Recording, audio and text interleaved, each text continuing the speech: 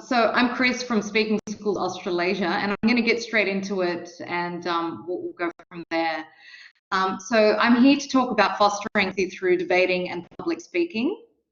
So let's start with how an idle Tuesday can bring about a life lesson on empathy.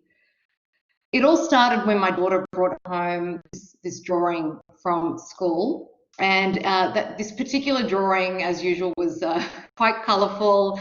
There were some unrecognisable shapes and whatnot. But what I could distinguish was there was a beautiful home. There was sunshine. There were rainbows. There were, colours and textures, crayons and sparkling and sparkle effects. And it really exuded this happiness and joy. And in front of the home, there were two stick figures, one slightly taller than the other. And the one that was slightly taller had crazy hair. So I kind of put two and two together and went, that would be me. And I was right. So we sat down side by side and explored this drawing. And as we explored the drawing, we talked about what each person and sort of, I guess, shape and whatnot represented. And as I said, these particular drawings and stick figures were happy. But then as we explored the drawing further and I looked to the left, I noticed there was a lonesome stick figure. This stick figure had no colour, it was simply black, had quite menacing looking fangs and very small beady eyes. And they got me curious. So I said to my daughter, who's this? And she said, that's Leon. I said, oh, okay, and who's Leon? She said, oh, that's a boy from school and he's bigger than me. Okay, so why did you draw Leon like this? And she said, because he's ugly and he looks like a monster. I had to catch my breath and pause as the disappointment, sadness, and a little bit of anger started to rise within me. This child had, for the first few years of her life, had uttered nothing but kindness. Yet these words that she just mouthed that she just expressed, were just full of, I guess, cruelty in reality. So I paused and I thought, how can I best use this moment to build connection with her and to really have a more empathic approach, not only from her, but from myself. So I asked her the question, do you think that's kind or unkind? Her response, I should say, was silence. So I thought, okay, I need to try this again, try in a different approach.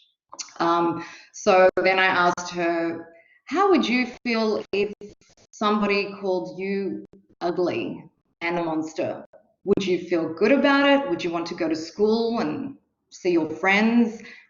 And she said, she just kind of shrugged, eyes to the floor. So then I tried again and I said, would your heart hurt or would your heart smile? And she said, my heart would hurt. And I saw her lips begin to quiver, her shoulders slumped, and the emotion poured out of her. I held her tightly and reassured her that, she was still very much loved, but she needed to choose kindness. And I never, ever use the words ugly or monster to describe anyone. As we held each other, as I said, I repeated the mantra, we must always choose kindness. You see, that moment for me was a learning opportunity, not only for my daughter, but also for myself as a parent. And even if you're not a parent, as a teacher or as a leader, where we have this wonderful, but also huge responsibility of modeling kindness and modeling empathic behavior towards one another and, of course, towards ourselves. And as I was doing this presentation together, I actually began reading a book at the same time. And by coincidence, I don't really subscribe to coincidences. I think everything, kind of is connected. I came across this wonderful story. And this story really resonated with me and really drove home the message of how important empathy is in the context of education and the lifelong impacts we can have. Not only on individuals, but the world itself.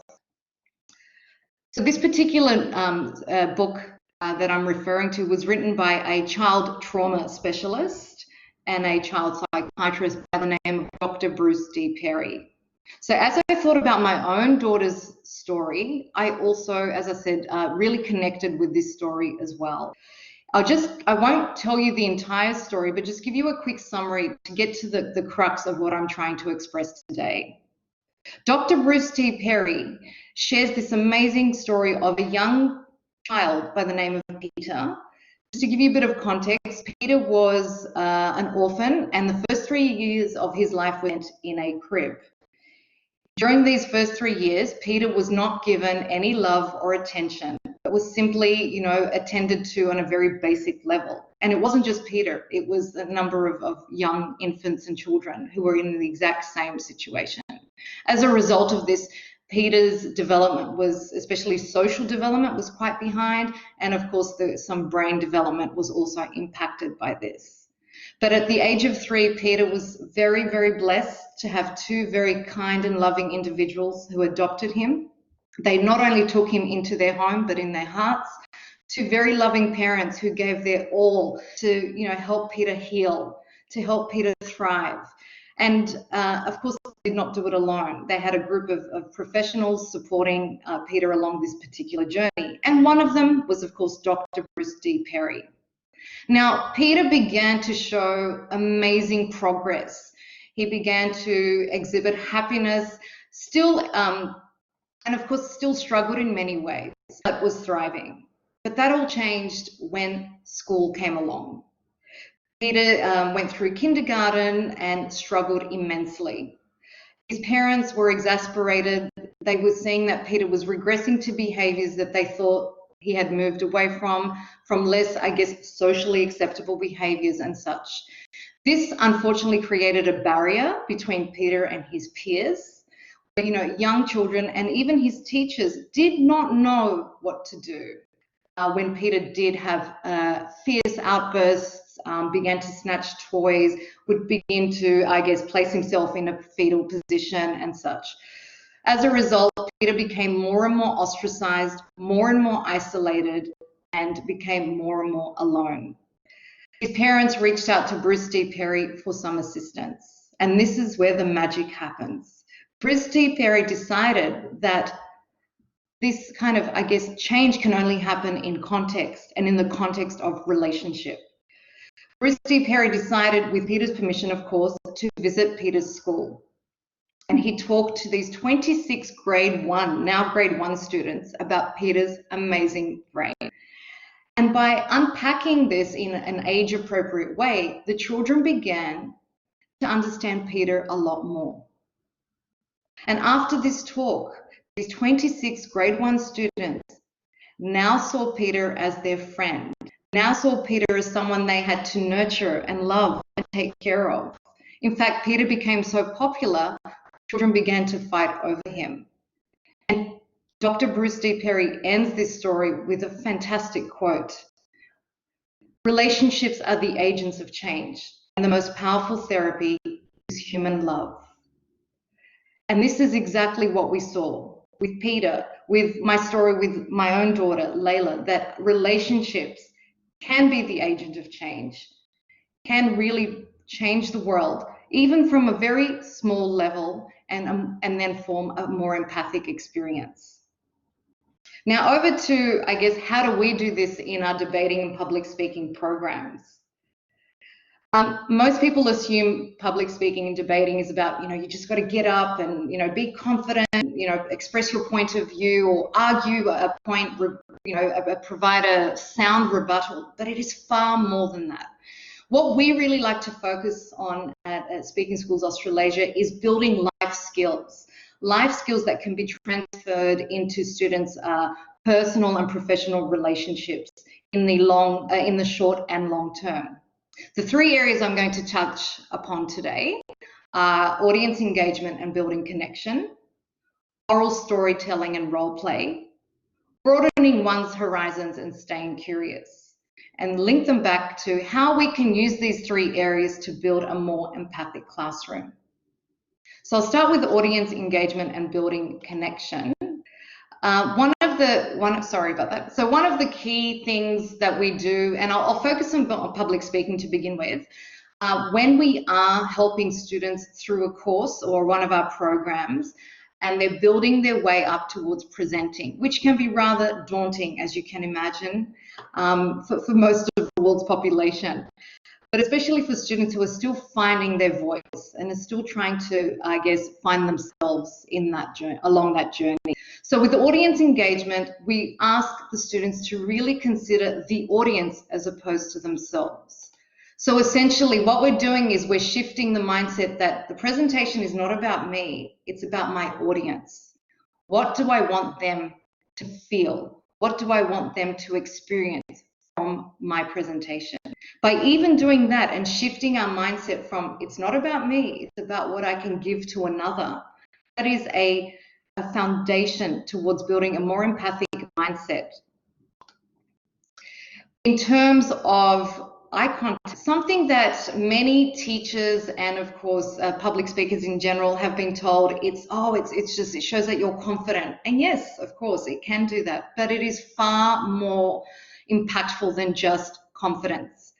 Eye contact can be a key to building connection. And when we have connection with another human being, then there is more likely to be an empathic exchange between the presenter and the audience, or even between two people in a relationship.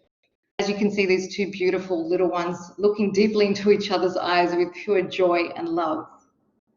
In fact, there is a neurobiologist by the name of Dr. Dan Siegel who talks a lot about brain development and emotional intelligence and building a more empathic world. And he sums it up just beautifully. When we look into another's eyes, we feel an echo within our own body of what another is needing. This process is automatic, beneath awareness, and is a significant component of empathy. I mean, that for me was profound. When you look into another's eyes, you experience an echo of what the other is needing. And that goes back to, it's not about me, it's also about what another requires from me and with me. And if we can do that, even in a simple presentation, by building eye contact, by building engagement, we build connection, and connection builds more empathy. Second area is oral storytelling and role play. So here are some of our students participating in telling one of their stories.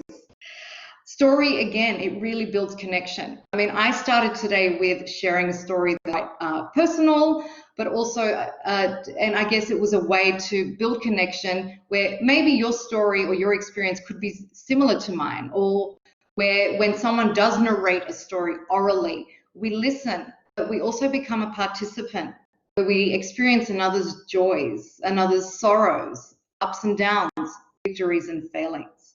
So sharing story has been part of many cultures throughout the world's history and has been a powerful tool to build community. Again, it comes back to, if we build community, and then we're more likely to have more empathy, more likely to have, of course, connection.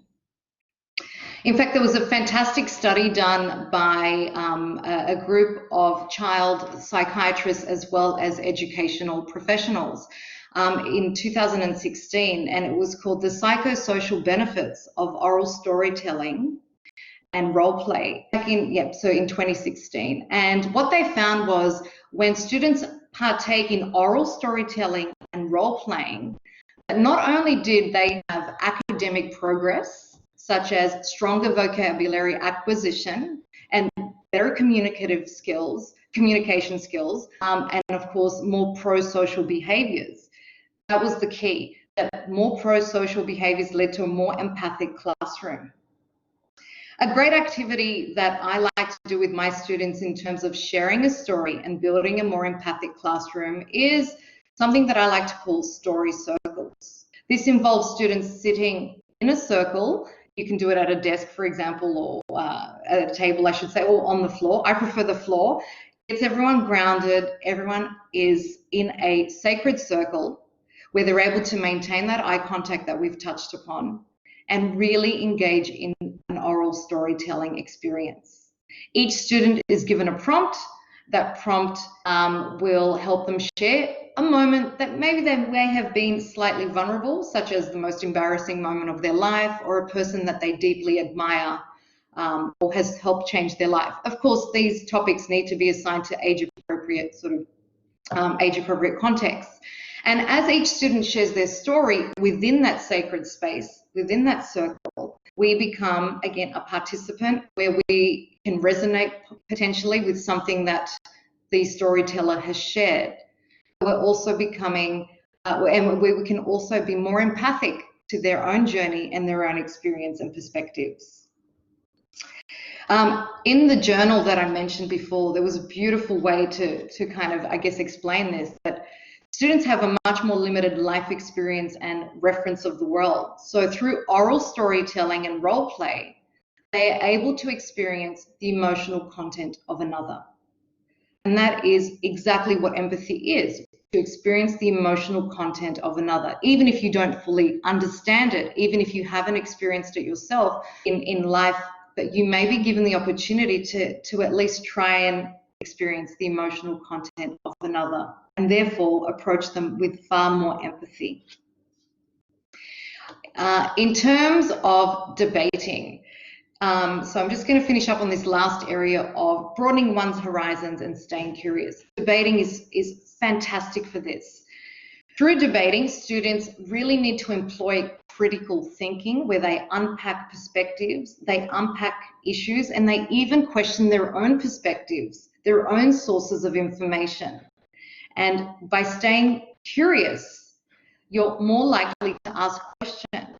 If you're asking questions, you're more likely to be far more tolerant, far more open-minded, and connect far more with other people. Even if you don't agree with their perspective, you can still maintain this openness and receptivity. I remember listening to a TED talk about empathy a long time ago, and it was basically, the crux of it was that the speaker did have quite a different perspective on something, and the people that responded to the talk, some of them, well, not to the TED talk, but to the speaker's points of views generally through social media, he received quite a lot of hate, actually, and disrespect.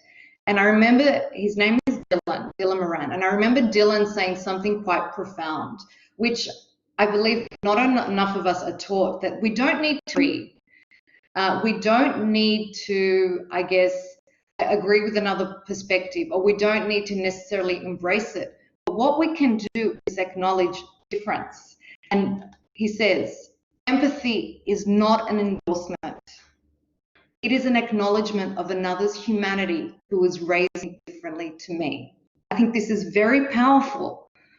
Acknowledging another's humanity who was raised to think differently to me. And it's something that we need to remind our students of, and ourselves of, I think, quite a lot. Because most people feel that if you don't agree, that you're personally rejecting them. But we want to move away. So we want to build a classroom where we are allowed to express our different points of views, where we are receptive of differences, and we embrace them and really try to empathize with why someone feels or thinks the way that they do.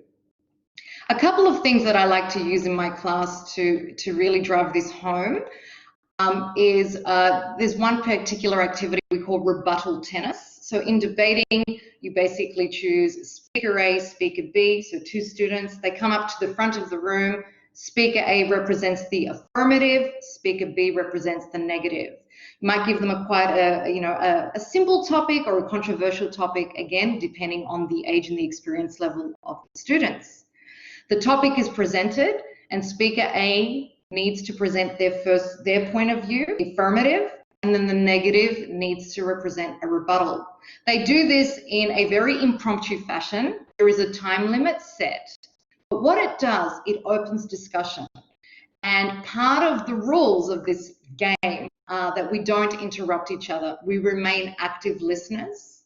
We acknowledge another's perspective before we respond. So by doing what this seems as a fun game, we're actually planting those seeds of being critical thinkers, staying curious, and ultimately being more empathic. The one other thing that I like to do in the context of debating as well, and building more empathy around acknowledging different perspectives, is getting students to partake in a discussion that, on issues that mean a lot to them. So for example, it could be, let's say, the environment, quite topical at the moment. A lot of people are engaged, politically charged and divided on this particular area of the world. And if we, let's say, break down the environment, because it's quite broad, and we break it down to something a little bit more narrow, such as, let's say, single-use plastics. So a lot of students, of course, and myself included, would be like, no, single-use plastics, they need to be banned. They're terrible for the environment. And you could rattle off an entire list of why we should ban them, and understandably so. But what we want to do now is we take this discussion where people are very much for banning single-use plastics as an example, and we flip it. And as a teacher, we flip and we say, okay, now it's time to really see this issue from a very different perspective, where we tap into someone else's experience. So for example, single-use plastics could actually provide a livelihood for a family. It could be a particular person in a family unit that has a job, that is employed. In fact, I remember reading something a long time ago. There are 30,000 jobs created because of single-use plastics. Now again, this doesn't mean that we necessarily agree, but we acknowledge another person's experience. We acknowledge why this could benefit another human being, and be a little bit more empathic for people who do support the single-use plastic and continue to be used in our world. And now that might be a far-fetched example, sure, but what we're trying to do here is just get people to really think outside their own frame of reference of the world, and really consider that other people are living a very different existence. And as a result of that, we'll hold very different perspectives around issues that you may be strongly opposed to. Overall, no matter what we do, no matter what we say, I guess what I've come up with as a parent and as a teacher is we just need to model that empathy as best as we can, not only towards others, but to ourselves. And we at Speaking Schools Australasia really believe that if we have an empathic classroom, then we have happier students. And happier students means they are more well-adjusted.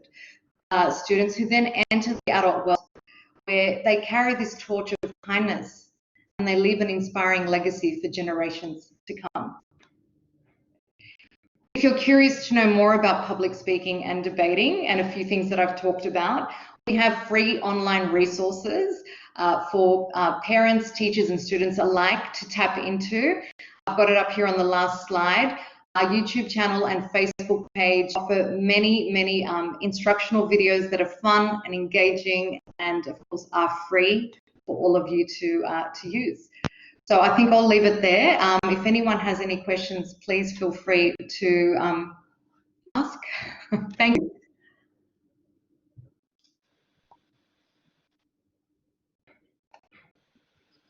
Thank you so much. That was an incredible insight to some really functional tools. I think your succinct delivery of those and your experiences and the use of narrative and how you use narrative and also